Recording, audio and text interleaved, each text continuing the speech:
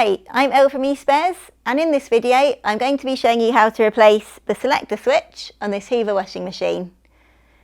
If when you turn this control knob here, you find that the setting either isn't changing or is selecting a completely random setting that you've not chosen, you'll need to replace the selector switch. For this replacement, you'll need a Phillips screwdriver, a flat blade screwdriver, and a 7mm socket. If you don't have the tools you need to complete your repair, we'll pop a link down below in the description to the tools section of our website.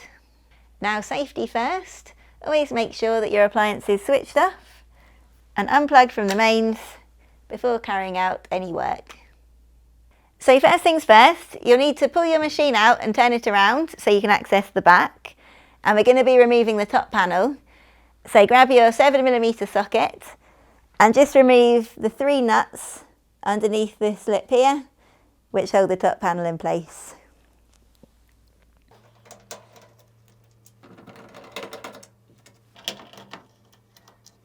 Then just slide off the top panel like so.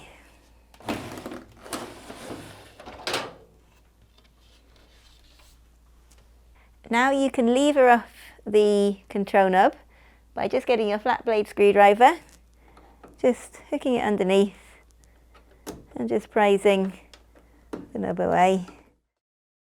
So to remove the spindle and selector switch, what you want to do is put pressure on the spindle and push it down, and at the same time just use your flat blade screwdriver to lever each of these fins on the edges into the machine. And then you should be able to pull it through.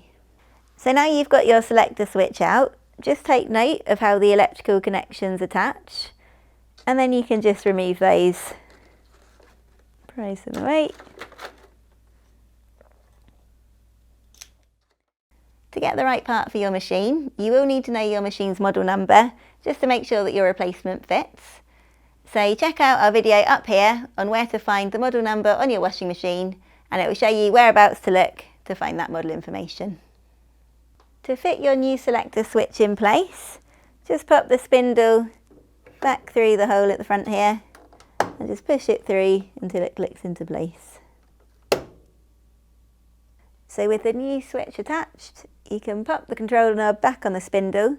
Just make sure to line up the half moon shape with the spindle there so it slides on.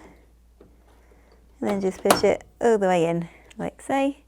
Just turn it to make sure it's turning correctly. Slide your top panel back into place.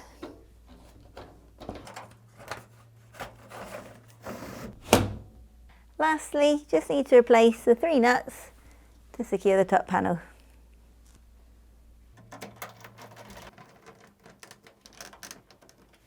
And there you have it. Your selector switch has now been replaced, and you can choose the right setting that you've selected once again.